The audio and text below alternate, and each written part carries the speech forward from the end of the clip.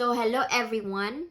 This is me, Sheila. For today's video, kay ako na pong i-share sa inyo ang akong experience as a first time katong nag-travel me outside the country. Natanan sponsor sa AFAM. So, kay daghan kay kong mga nakita nga nag-travel nga mga Pinay, like sponsor sa ilahang partner, mostly AFAM partner. So, akong i-share sa inyo ang unsa mga papel ang akong gi-prepare kay na learn ra jud ni sa nako sa atong higayuna ra jud mura ra jud pug wala atong higayuna kung wala na offload ang akong amiga. So kay na ako'y amiga, Silbi ang akong AFAM na siya'y amigo pero una silang naadtog Thailand mga 1 week pa ba 1 week pa sa nauna na sila dito dai sus kay na offload man na sila dai nakarakara jud taon og prepare og mga papilis. Di man ka na ma-offload ka na kalukat may og ticket ato.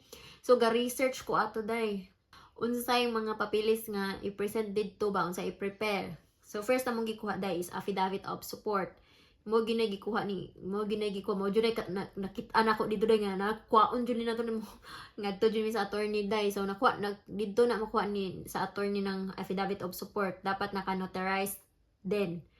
Tapos sign ni AFAM also. Another one, mag-prepare sad mo og proof sa inyong relationship. Asa mo nagkaila dai. Na mo mga photos baron ninyo, screenshot sa inyong mga conversation. Dili good tanan pero a few of your conversation.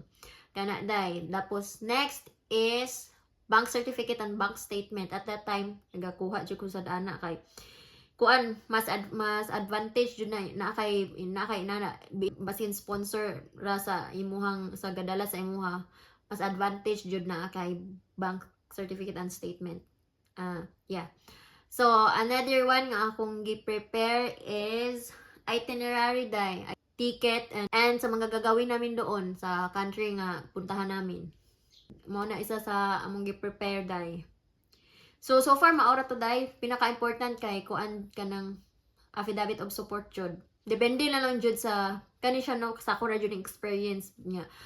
May mga nakita sa din akong mga naga-video din nga lahi pud ilang experience. So lahi ra gid ta niya, depende ra jud sa IO nga matapat sa imuha. So ato nga time as a first time nako na travel outside the country. So wala pa kuno record. So gipasa ko day sa second nga IO. Gipasa ko dito ko gi-interview, gipa-fill up ko dapat alam mo rin kung saan nagkatira si AFAM tay. Sa AFAM kung unsay lugar ni AFAM ba sa iyang country. Yeah. So magkuan sad mo basta ako ato naka-print tanan akong papel, akong mga papeles nga gibidala akong print sa akong passport, print sa passport ni AFAM. Naasad sa bank statement ni AFAM, ganyan. Nagkuan sad siya. Ga-provide sad siya. Dili gud sa ingon nga gikuan jud na nila dai pagkat wala na nila gitan-aw. Ang uban nga case interviewon ang imong partner nga AFAM. Kung baga ba interviewon mo both side same sa akong amiga dai. Gi-interview silang duha dai. Sus wala man nagkatugma ilang mga sagot dai. Offload ka na oy. Wala nagkatugma ilang sagot kay sa tinud dai lagi dili man sa jud to sila gid nga real nga couple jud. Pero naa sila yung relasyon pero nagdili jud kay real ba kay ang AFAM nga lalaki puti mang daghan pagkababaero kaayo dai. Sa dili to sila hilig magkuan dai, mag picture wala man sila picture dai. Pag han sa ayo asa man yung picture. Wala may picture dai. Lain man mga picture dito dai. So mao na to siya. Mao na offload jud to siya dai. Mo to kay sa akong part kami gid ato wala ra gid unta ako mag-prepare ato bang mas higi pa na akong gitan-aw video kang unsay akong buhaton igabot sa country ana gani. Tapos wala kung wala to na offload akong miga wala jud ko nagkuan wala jud mi nag-research kung unsay mga papeles nga kuhaon. May gani kay 1 week pa to. So dali raming nagkuha og mga sa mga papeles nag-print ganyan. Dali ra na mong gihimo. So easy ra sad kaayo pag abot sa IO pag abot sa katong second nga IO gi-interview ra sad ko dito kadyo tapos gi-show nako ang kuan pagkita nila nga na affidavit of support na ingon jud ko nga ay na aman ni affidavit of support na nakaana ba kay ana to sa unsa man kaning tawgon ako tong ihang boyfriend sir ana tong isa ka IO sad ba kay si AFAM nang huwat ra man sa gawas taon day. ana tong kuan nga ay no need na, tapos nagdala na pud ko og copy, silbi duha ka copies ang akong gidala day, dala ko dito kani jud akong dala day o kani gid nga folder day, kani jud dala na ko day. Wala ko ni giana day ha, wala ko ni gikugos giana dito pagkadto na kong airport. Gisulod ni nako siya sa akong kuan, gamay nga malita ba na dito. Tapos pagsud ako sa IO day, kaugalingon ra jud akong dala day ug katong akong cabin luggage, mo ra good naka-heels pa ko, nakatakong pa ko ato day. Ano nga gatakong ko ato day, pero dili mo jud kay ana akong takong, pero ana are good. Formal ra siya day, dili kayo alanganin. So kani jud akong dala day. Ako ra ni siyang butang dito sa akong malita. Pag pangutana sa IO unsay imong mga papilis, pag pangutana sa naa kaani ana daghan siya, nagsugod na siya kuan day. Kay ang uban man gud ana tapulan kay sila mag-print sa cellphone ra, so ako dili ko ganan sa cellphone, magkubi-kubi kay maratol man ko day, magsiga ana malain niya akong makuanan day, masulukan day. So nag-print jud mi ato para sa jud mi ni afam nga panigurado jud mag-print jud ta.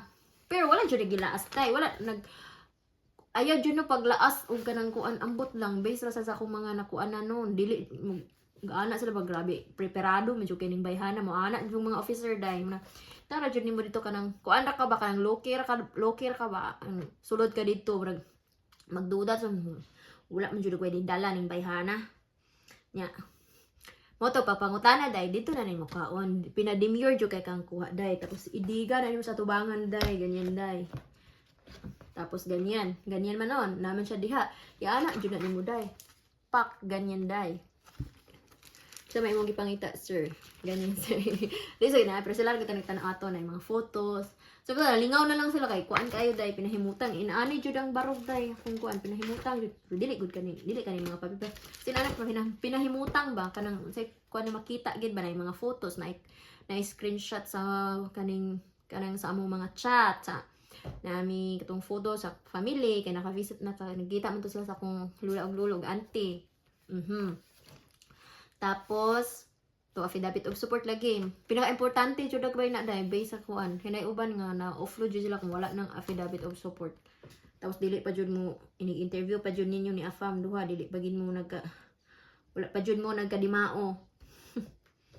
So maora to siya, mao to akong experience, mao to day ding mga kuan na 20 minutes ko dito sa kuan day, sulod sa immigration sa ikaduha nga kuan. Mo to gibalik na akong kuan. No. Kay ang passport na araman to sa first officer katong naa ganang gisulod sa na kanang square nga kanang transparent ka window kanang sa first kanang di ka magline. I-hold man nimo ang passport dia, idalon nimo ang imong dadon imong boarding pass, dadon nimo dito sa kuan. Sa second nga IO. So daghan silang IO dito, interview sa imong hatay, daghan silang nang question kaning usa, kailan pala kayo nagkuan ma'am, kailan pa kayo nagkakilala ma'am, tapos kaning usa so mga 1 year na di ay mo, mga 1 year ana dahil tapos dapat kay balo jud ka, balo kung wala sa jud ka namakak sa inyong kandila ra jud ka maratol kay bali-bali kanang balintong ang question day ana. So mga 2 years na din mo na. Kabalo man gyud ko nga 1 year and 5 months pa mi ato. Di 1 year and 5 kay mayon kang ingka kay kuan mo na kailang ana today. Mo to nga dapat kay kabalo jud kang ilang months kayo ana, di lang kay kuan ganyan, di lang kang ganyan nga year ana. So that's it. Mao to na-approve ra ko day, and welcome to Thailand. Maad ni adto mig Thailand ato. Mao to akong first time travel outside the country, and this one is very important for me sa akong upcoming pag-apply og tourist visa padong sa country ni afam. Kay murag risk kaayo ang ilang country. So mo to importante ka usa sa jud nga ni adto sa jud ni travel sa Thailand ato kay preparasyon na pud ba sa kuan. Aside nga Pasko to gift niya sa kuan kanang aside ana nga kuan. Aside ana nga hinungdan, isa sa jud pay nakadakong hinungdan tungod jud pud sa upcoming na ko nga pag-apply og visa, tourist visa diri sa ilang country. So that's it. Yeah. So the officer sa Manila Terminal 3, Manila Terminal 3, Terminal 3 to sila, Terminal 3 man mi ato. Yeah, they are nice.